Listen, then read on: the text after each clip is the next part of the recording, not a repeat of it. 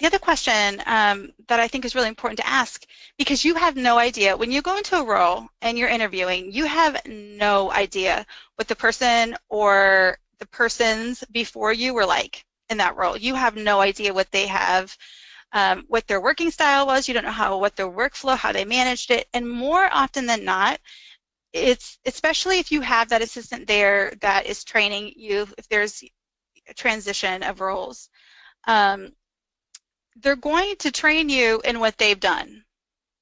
The problem with that is that that may not always be the most successful, the most productive way to manage that. So you want to ask, are you open to new ways of managing workflow and communicating and kind of figuring out, are they expecting a continuation of the way that they were supported before? Are they looking for something different? And if they are they open to suggestions? Find out what they are passionate about. Find out what they are, how they are challenged in their role. I think it's very important when you are both looking for a role and once you started a new role. And figuring out from them, okay, this is why I'm in this job as the CEO or as the, CTO or whatever they are. This is why I'm doing this. I'm passionate about whatever that is. Then ask them, okay, what things challenge you in your roles? What's happening in the organization? Are there things that challenge you in the organizations that you would like to improve? And why that is important is because a partnership between an executive and administrative professional, you are going to be responsible to helping, again, because you're an extension of who of them, you are going to be responsible for helping push that so that it happens. And if you're not figuring out where they are and how they would like for you to help them, then you can't really understand what the role truly is going to look like. If you have an executive who's coming to you and they're saying, I have some major changes that I want to do within my organization. I think that there is a communication gap. I think that there is not consistency within my organization. That is going to be a very different role than someone who says, we have things down to a working science. We've been doing this now for however long, and things are running really smoothly. So those are very different things. And if you're an assistant who enjoys a challenge and is hungry for, more, if that makes sense, then you're going to probably lean towards the challenge, where that says, hey, listen, we've got some work to do. We got a lot of work to do, and we want to invite you to help me work together to get that done. That would probably be between the two options.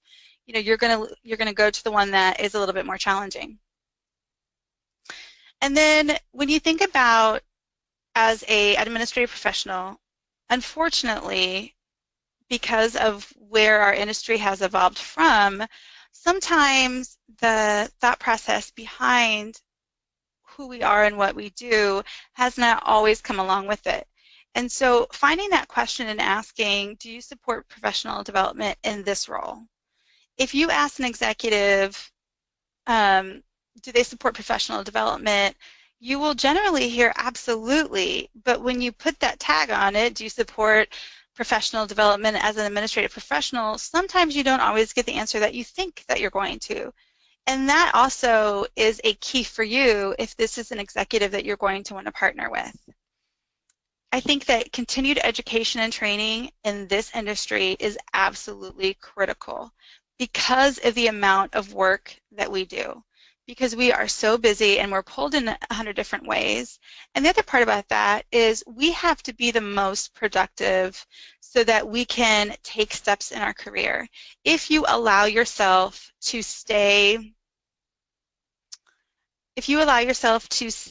boxed in and you're so busy that you don't know what to do next, the problem is that you no longer are able to provide a certain level of support because you're so busy answering 600 emails and you're not doing any automation that you're responding to them manually, and or whatever it is that you're doing that's taking up so much of your time, if you don't have the continued education and training to understanding what tools are out there, what are best practices, what's happening in the industry, this is a better way for you to do that. This is, you know, maybe you're doing an org chart that's taking you 2 hours and I can show you how to do it in 10 minutes. So finding those things and understanding how important that is to you in your career path and your career development, you want to make sure that they're supportive of that.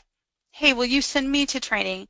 If I need to join a webinar, do you have the support to, you know, go to a conference room, lock yourself away for the hour and go do the training? And I will tell you that I get a variety of answers.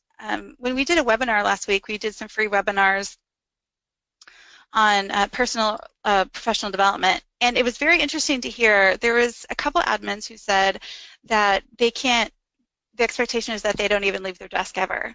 And I think that's it's interesting. You want to know that before you go in. That is something you're going to want to know. Like, because if you are doing this as a professional, administrative assistant, executive assistant, if this is your career path, if this is what you're trying to do long term, if you want to be the top at our industry, you're going to need to be up to date. You need to stay relevant. You need to know what's happening.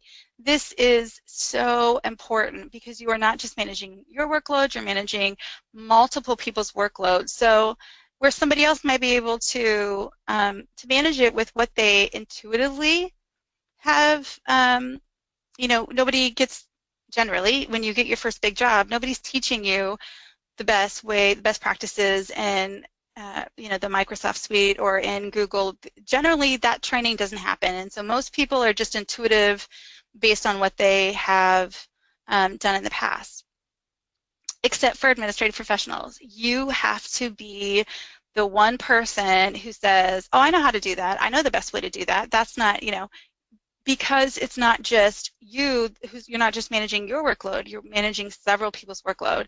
And I promise you, more often than not, there is a better way. There is a way that is more efficient, that is automated, that is going to make your life so much easier. And you just have to figure out what those things are, and you need to have the support from your executives to make sure that you are really performing at the optimum level.